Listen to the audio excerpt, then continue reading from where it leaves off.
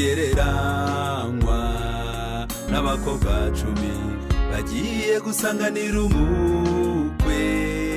5 muri bo bafite amavuta mu mperezo zabo, abandi 5 ntayo bari bafite. Umukwe atinze bose barahunikira, ariko mu gicuku habaho urusaku rwinshi. Ngo nimubyuke umukwe araje, nimusohoke mumusanganire. Umukwe atinze bose barahunikira, ariko mu gicuku habaho urusaku rwinshi. Ngo nimubyuke umukwe araje, nimusohoke mumusanganire.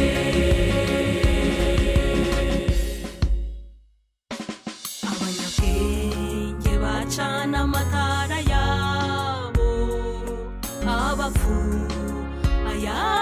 barabazimana. Umukwe araza abaraho binjira mu nzu, abapfu bagiye kugura amavuta. Bagarutse basanga rwakinzwe, binginga cyane ngo mudukingurire. Basubizwa nabi ngo nimugende, nukuri ntabwo tubazi. Bagarutse basanga rwakinzwe, binginga cyane ngo mudukingurire. Basubizwa nabi ngo nimugende, nukuri ntabwo tubazi.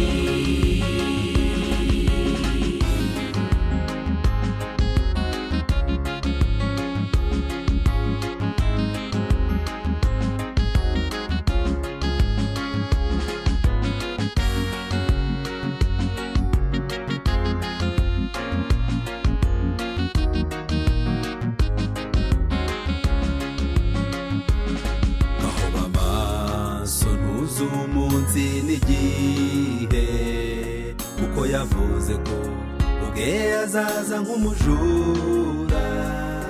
Amasaha arakuze dore burenda gucya, utazatungurwa kandi waraburiwe. Umukwe araje uwo twategereje, nukuri araje mu gihe gito cyane. Ibimenyetso byose yavuze yarabonetse, asigaye impanda ye. Umukwe araje uwo twategereje, nukuri araje mu gihe gito cyane. Ibimenyetso byose yavuze yarabonetse, asigaye impanda ye. Mu kwitegura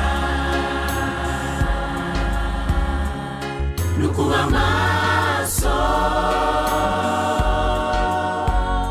ukaba mu mwanya wawe,